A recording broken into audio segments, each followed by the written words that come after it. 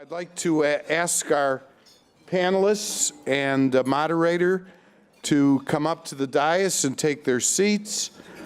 John Rowe, the Chairman Emeritus of the Exelon Corporation. To my immediate left, Sylvia Puente, who's the Executive Director of the Latino Policy Forum. Juan Rangel, who's the President of Mastery Consulting, LLC.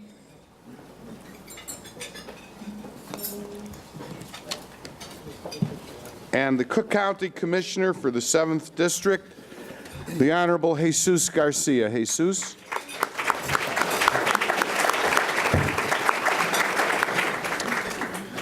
I'm going to keep my introductions of each of these individuals very, very brief because we could go on for a half hour introducing every single one of them, and we need 2 hours for that.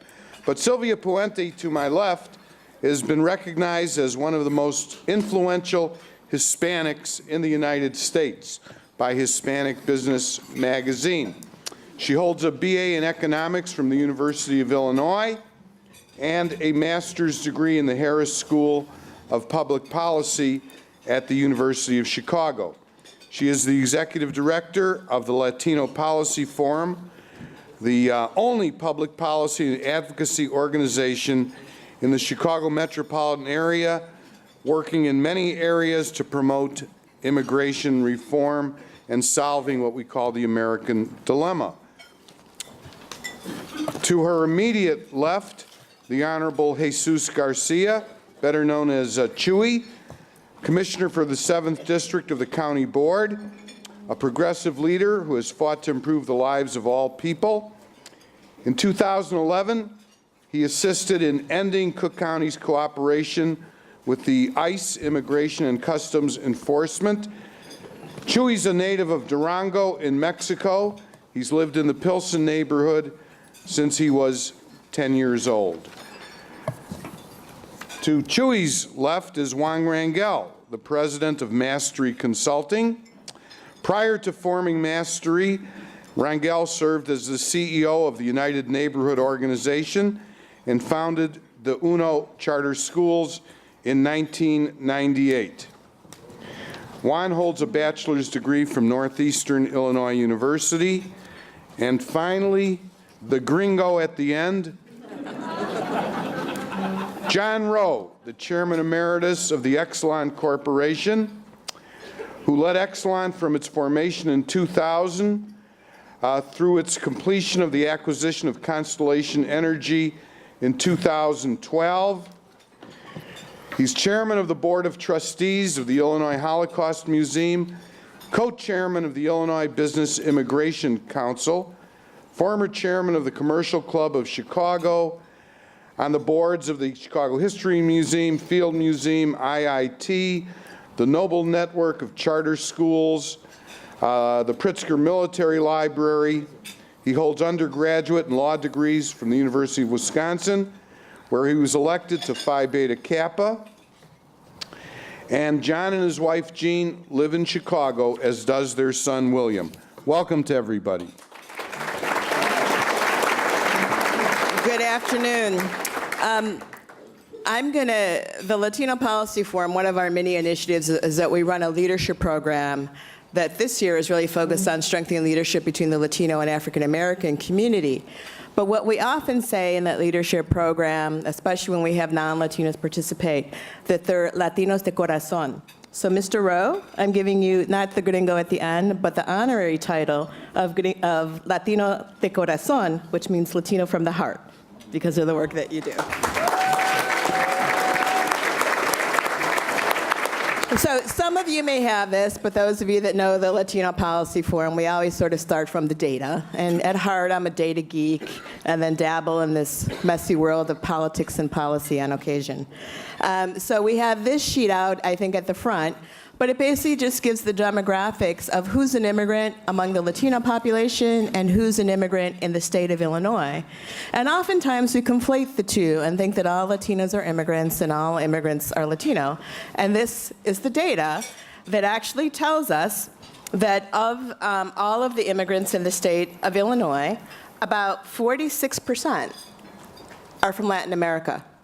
So that means the majority of immigrants in the state of Illinois are from Europe, Asia, Africa, and other world regions. So it's not totally accurate to think of the two as being one and the same. And then we just sort of unpack that a little bit in terms of how many Latinos are citizens. And one of the things that I like to say is that we're obviously in this very contentious immigration environment that we're dealing with, given our new federal policy. Illinois has always really been a pretty welcoming state for immigrants. The city of Chicago and up to our state legislature. And what this tells us is that these days, most of the growth in the Latino population is being driven by people who are born in the United States. Of all the Latino demographic growth that we've seen since 2000, which has been substantial, only 15% is due to immigration. So regardless of how we resolve the issue at hand that we're going to have a conversation on, the Latino community will continue to grow in the state of Illinois. So with that, I'd like to start by just asking my first question to each of the panelists and ask you to respond in kind. We know that the title of this event is Immigration, the American Dilemma. Is immigration a dilemma?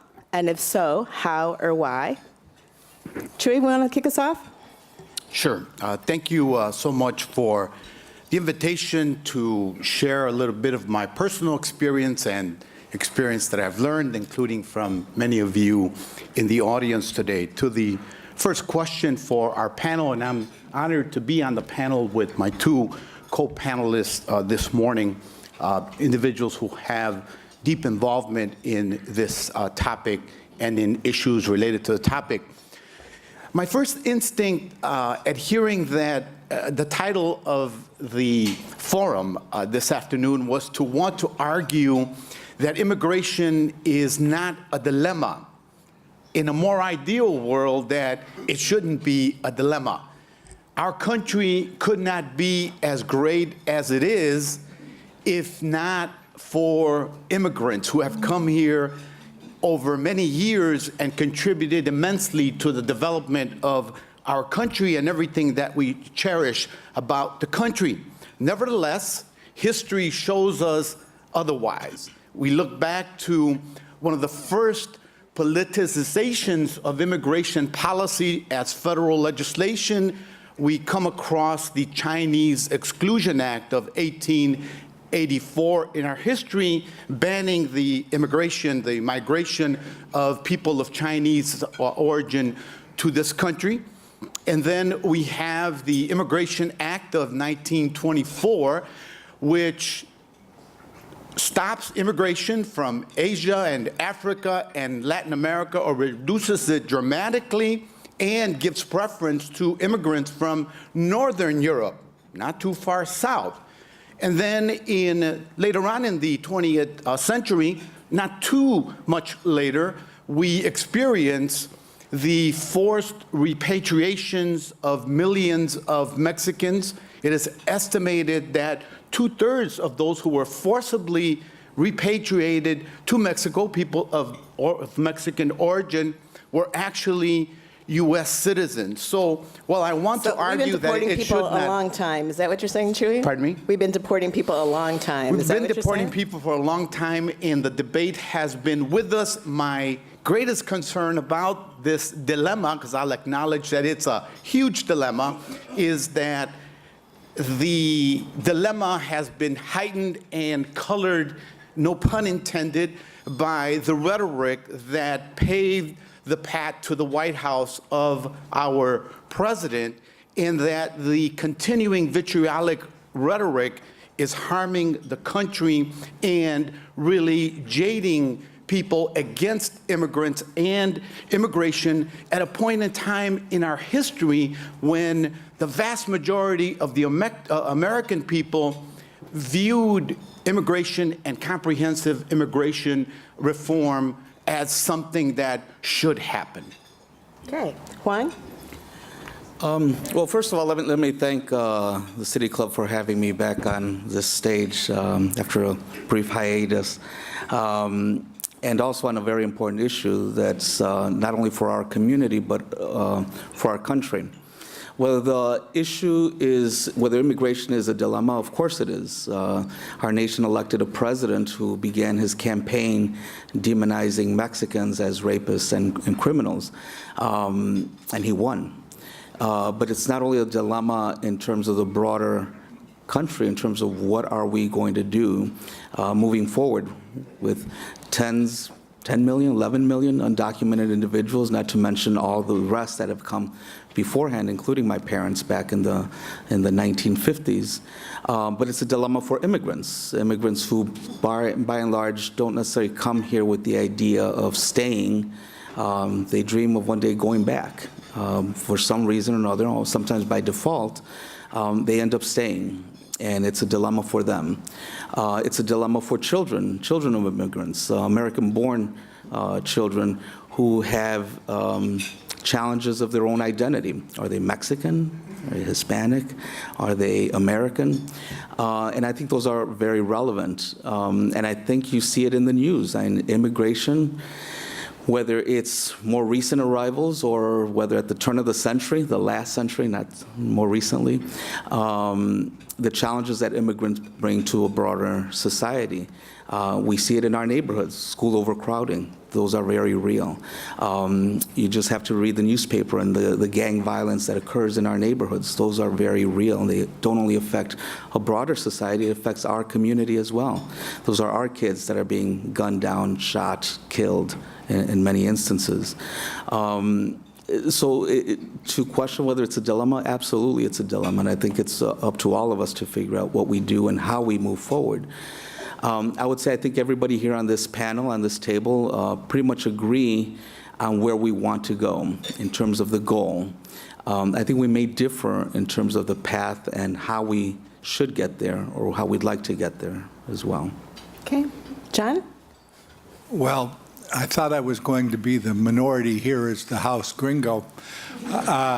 I guess since I've been admitted to better status, I guess I'm the minority here because I'm the House Republican, which is probably a more unpopular group in this room. But let me begin with what I think to be the beginning. We're all immigrants, every bloody one of us, just a matter of when. My wife's grandparents were new immigrants from Italy. I haven't seen the invitation from the Sac Indians to my Welsh great-grandparents to come to southwestern Wisconsin, but I'm quite certain there was no such invitation. So we're all immigrants. And I became part of Josh Hoyt, Sam Scott, Becca Shee's IBIC group because of the kids at our charter school. I couldn't figure out why Gene and I were working so hard to educate kids to throw them out of the country. Just made no sense to me then, makes no sense to me now. Beyond that, I don't see why it's conservative to tell people they can't work and pay taxes. I thought we wanted people to work and pay taxes, so that's where I come from. But now, yes, it is a dilemma. Because any time you have 70% of the voters in the primary of one party voting for people who, at least for the moment, profess to be anti-immigrant, you got a problem. And we got to figure out why that exists. I mean, I grew up in a rural area. The Norwegian and Welsh Protestants were very suspicious of the Irish Catholics. Everybody looked the same. Everyone came from the same quarter of Europe, and yet we had reason to discriminate. So we're dealing with issues of people and change in populations and change in culture, and those inspire fears as well as hopes. And we need to respect those fears and respect those hopes without kowtowing to them. Because we really have no choice but to make this a good place for all of us. There is no other choice in America. There never has been. We can't be Japan. It's not one of our choices. So we need to make it work. And in my IBIC work, we've done as much economic study as we can. We try to stick to the economics because that's what we think we add. We represent big businesses, small businesses, agriculture, hospitals, churches, universities, schools, like universities like Dominican with Donna Carroll's here. And all of those people need immigrants. We need high-skilled immigrants. We need low-skilled immigrants who are willing to work. In the end, it's not a matter of is immigration good for the economy. Simple fact is immigration is necessary for the economy. We have no good choice.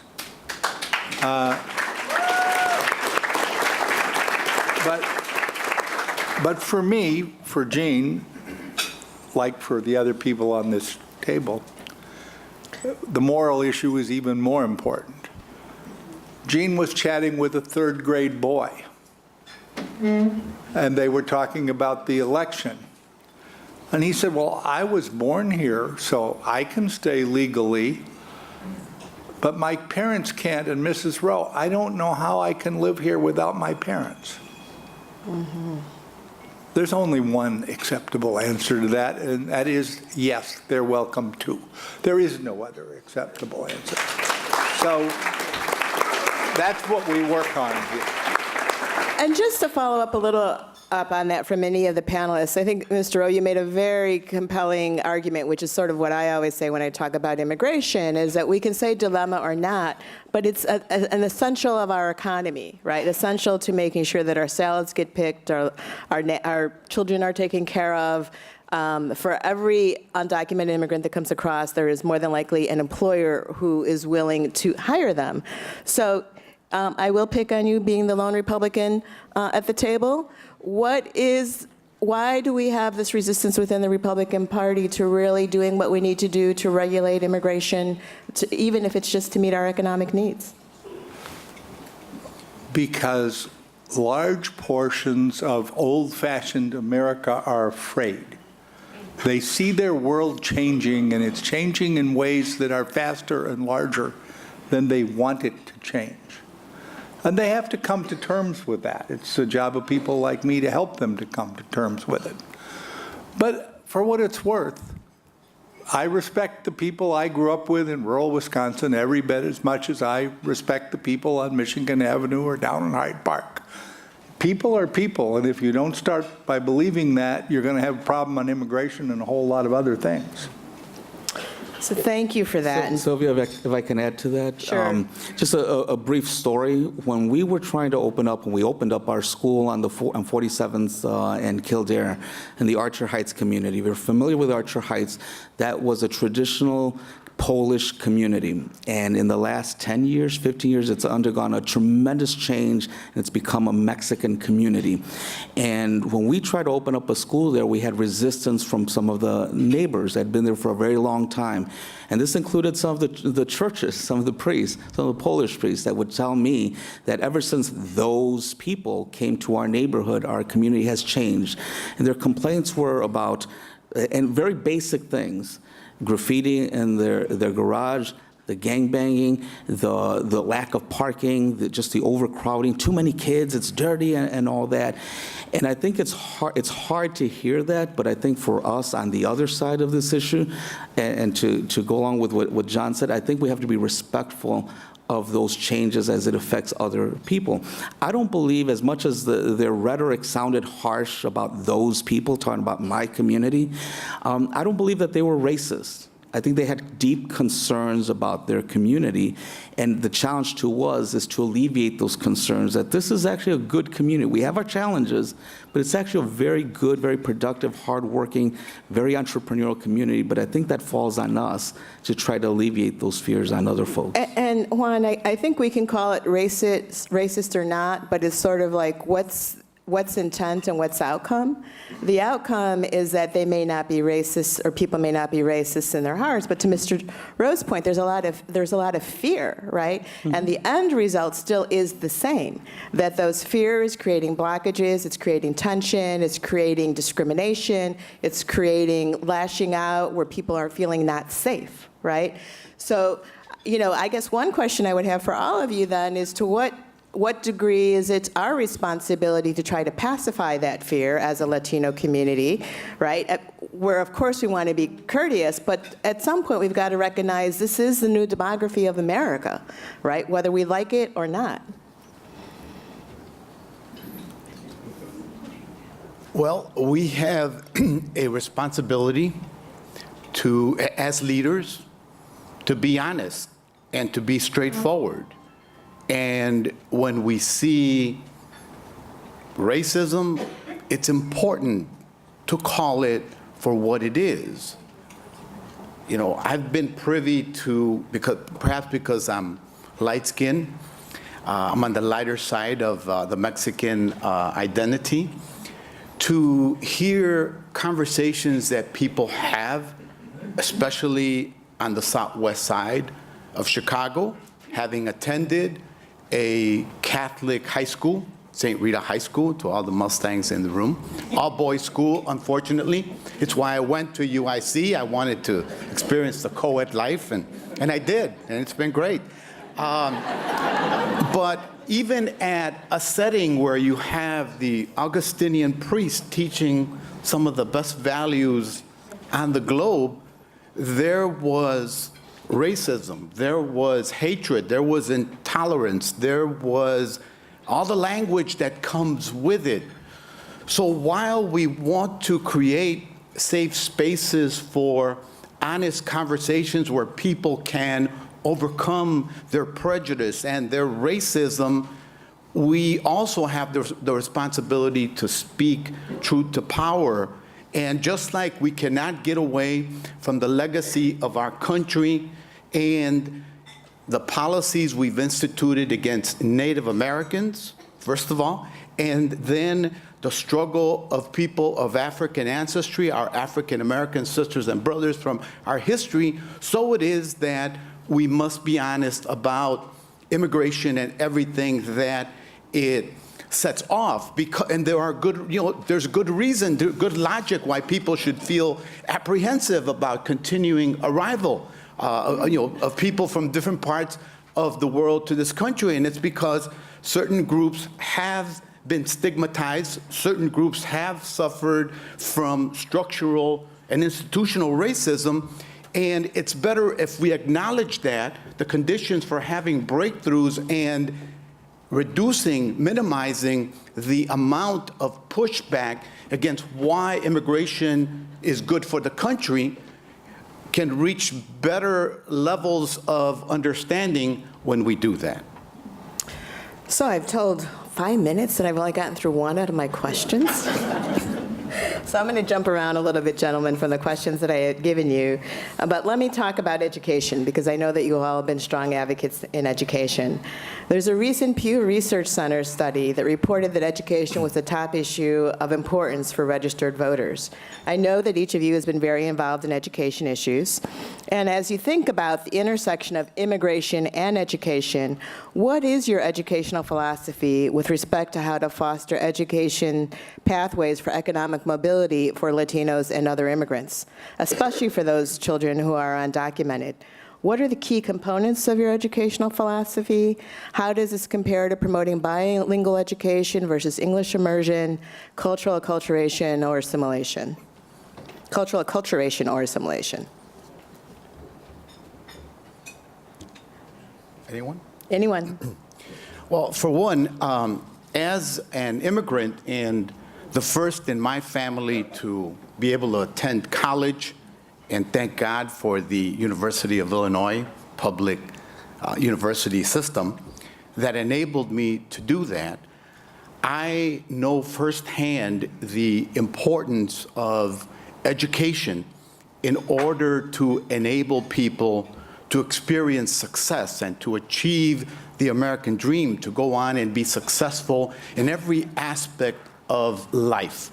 As a professional, as an entrepreneur, as a civic leader, as a corporate leader, because we're beginning to see more and more of those fruits come to fruition.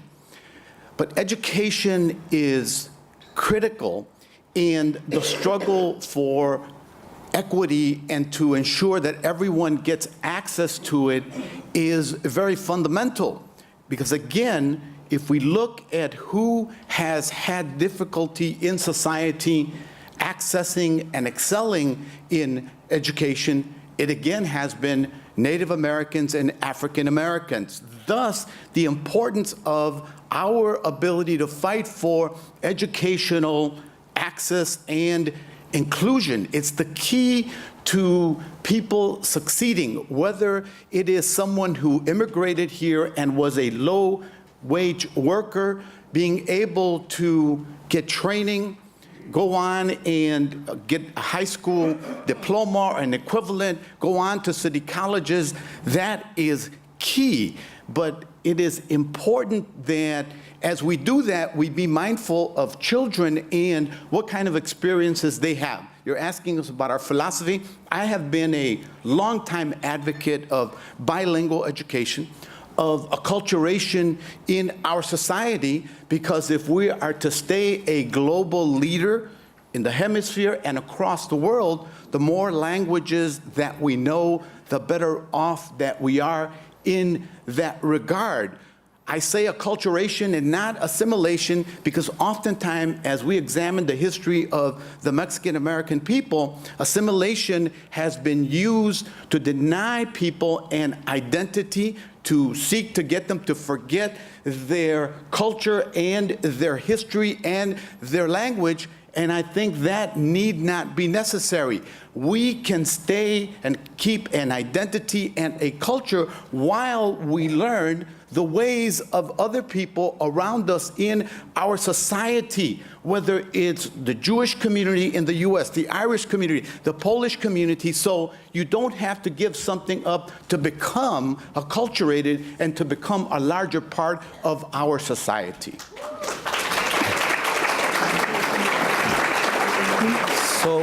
So I guess this is where I would disagree with what you just said. And more in terms of the meanings of those words of bilingual education, and assimilation or acculturation for that matter. I'm a strong proponent of having able to speak multiple languages. I think that we showed that in our schools, the 16 schools across the city, that I had a higher percentage of English language learners, higher percentage of poverty kids, and a higher percentage of minority children. Yet we immersed our children in English from day one. We didn't have bilingual teachers teaching them, and guess what? Our children actually learned English very quickly. I don't know that bilingual education was intended to maintain or retain your culture. And not that that's a bad thing. I'm a proponent of that as well, but that's not what bilingual education is. Bilingual education is really the process by which you transition children into English. And for the life of me, I don't know why it takes 6, 7 years in the public school system when we would actually do it in several months. In all that time, in the 15 years that I ran schools, thousands of children that we educated, 98% of them Hispanic, majority of them of Mexican descent, not one complaint from our parents. Our parents actually want our kids to learn English. Do they want them to retain their language? Of course they do. That's why we provide them with Spanish teachers. We provide them with a Spanish class, because guess what? A lot of our kids do have a good foundation in Spanish, but no one's teaching them how to speak it properly or write it properly. Why don't we do that as a school? But not at the expense of English. Our parents understand that if they're going to succeed in this country, they need to know English. Why don't we do that for our kids? We'll save this debate for the next conversation, but why is that mutually exclusive? It's not mutually exclusive. When all the research really points to It's not mutually bilingualism being an asset. It's not. It's not mutually exclusive. The problem that we don't have enough qualified bilingual teachers for the number of kids that we have. That's just the fact across the country. So what do we do in the meantime? Just relegate them to subpar teachers? No, there are great teachers out there. They just may not speak Spanish, but they do. Our kids will learn English. On the question of assimilation, I would just disagree. You don't have to give up your native culture, language, and tradition to assimilate. But at some point, we have to accept that we are Americans. We have to make sure that we challenge our community as they become investors in the success of this country. It doesn't help us if they're in limbo. a little bit over there, a little bit over here. No, they're here. They are investing in the success of their children, the success of their community. Why not push them a little bit further so they can also invest in the success of our nation, their nation as well? It doesn't help us to keep them as a separate group from the broader society. And again, I don't think that it's an either or, Juan. I think we could certainly have this conversation again. But, John, do you have anything to add to that? A few. Fortunately, you don't have to hear most of them. First, Jean and I sponsor a parochial school that is in a Latino neighborhood that once was Polish. And we've actually heard firsthand a couple examples very much like those I've heard here. But the kids are nearly all Latino, and they want to learn. The cultural difference isn't anywhere near as big a part of things as simply the basic problems of teaching and financing and working with kids. We have a charter elementary school in a mostly Latino, partially African-American neighborhood. Again, the kids want to learn. Their parents want to learn. Elementary school parents are very active. It makes a huge difference. We have a high school in a mostly African-American, partly Latino neighborhood. Different set of cultural issues, different set of conflicts. But they all need good teachers. They all need people around them who care, particularly the kids from broken families. It is just endlessly both heartwarming and astonishing how much seniors in high school are just looking for love from somebody, and how often you have to show up to give it to them. They're fairly suspicious. They don't count it right away. And I don't think this is a philosophical problem. It's about inculcating personal responsibility from a very early age. It's about helping kids with necessary resources. It's about being for them. Jean and I give $250,000 of scholarships every year at our high school to college. The larger part goes to undocumented Latinos. Why? Because by and large, our African-American kids get the scholarships they need. It's the undocumented Latinos who don't have resource to the public funds. I mean, Frank Clark and I used to think energy could be hard. Energy's not really very hard. It's only politics that makes it hard. But education is a real bear. It's one kid at a time. It's one teacher at a time. It's one family at a time. It's hard work, and while it's a little different Latino to black, and it's a little different white to Latino, and it's different yet Asian to white, the real needs of the kids are just hard, and giving them what they need and giving them the right mix of accountability and love is just a very difficult challenge. Great.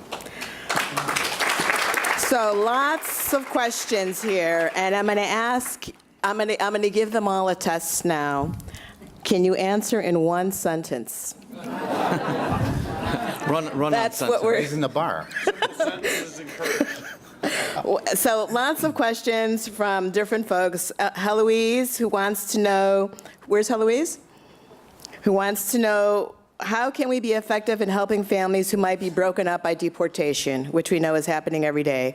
What concrete steps can we do to assist? And related to that, Judy Thornburg is asking, where's Judy? In the back, how can we protect a person's assets if they're deported without notice? And Mary Meg McCarthy, where's Mary Meg? Who essentially wants to know, what do we do as a community to fight notary fraud? Because so many people who are addressing these issues have been taken advantage of by people. So what do we do around fraud to protect people's assets? And what do we do when people are deported without notice? And you may not have all the answers, but where will you send people to? What's a good resource for them? One sentence? Are you? They're very multifaceted. Two, Chewy, two sentences. One, I think we need to continue to drive the point that the people mostly affected by what's emanating from Washington are children and families. That's critical. Two, there are outstanding organizations across the city of Chicago. The National Immigrant Justice Center just won, Resurrection Project and Pilsen, but they're all over the city of Chicago, and they're all stepping up their game to be able to provide more assistance to prevent fraud, et cetera, in the area of immigration. Great. Anything else to add? Yes. Go see my friend Becca Shee at IBIC first. Go see Raul Ramundo at the Resurrection Project second, and help us all pass a comprehensive immigration bill third. All right. Thank you for being succinct.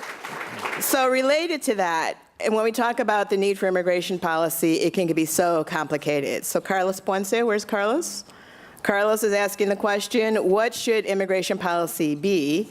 Do we have a controlled border or an open border?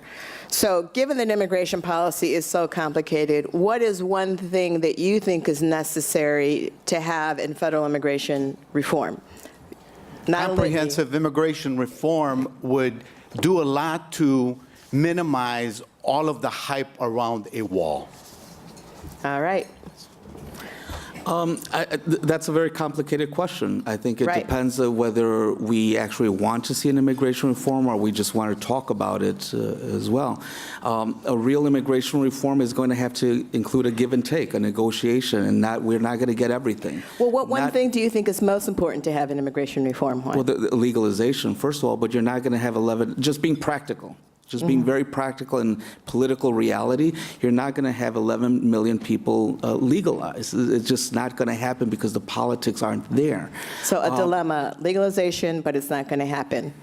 No, that's not what I said. I'm making fun of the title. Let me finish the answer here. Legalization has to happen. There's 11 million approximately of undocumented immigrants.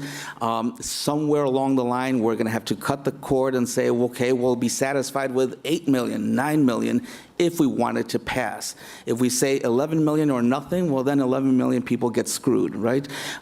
We have to be able to negotiate some level of enforcement at the border. That's just reality. Do I like that? No. My parents came here as undocumented immigrants too.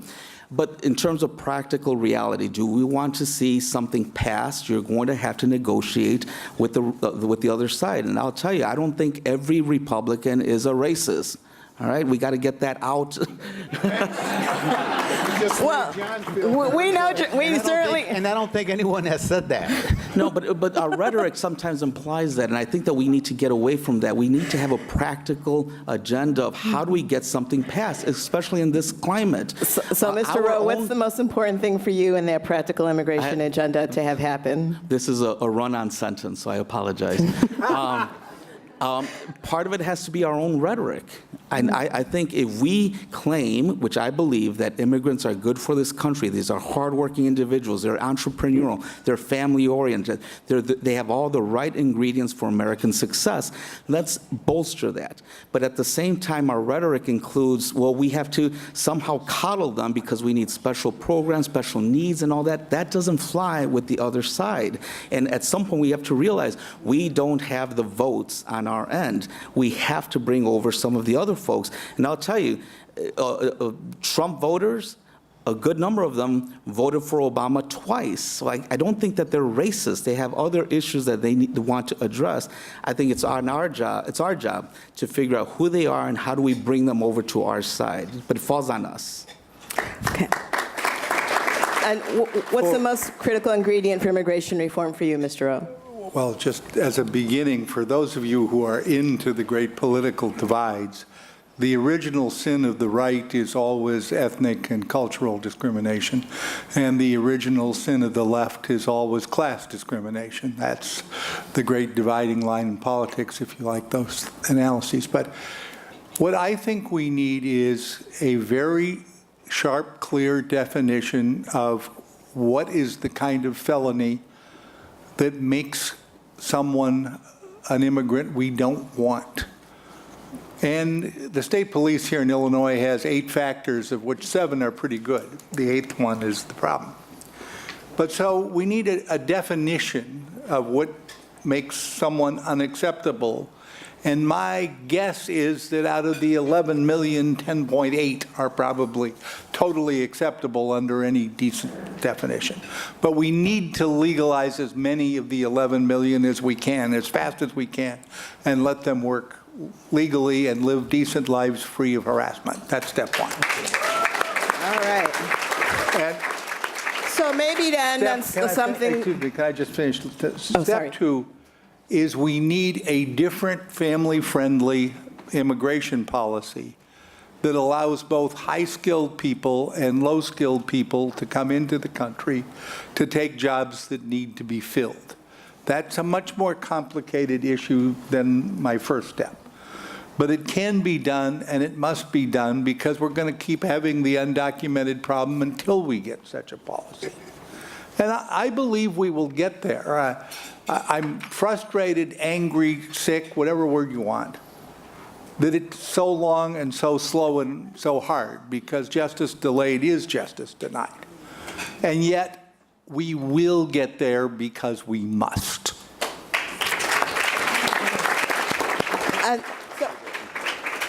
One more? No. All right, I was going to say maybe we could end on something that we all agree on, which is why is the Latino community so important to the Chicago area economy? Let's just suffice it. I think we've heard from all of our panelists that it is.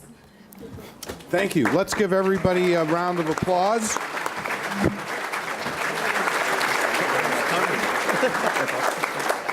John Rowe, Juan Rangel, Chuy Garcia. By the way, Chuy, your wife Evelyn sent me a message saying it's a good thing you went to UIC. 3 kids, 3 grandchildren. You wouldn't have gotten that at St. Rita. Okay. And what a wonderful job Sylvia did. Thank you very much.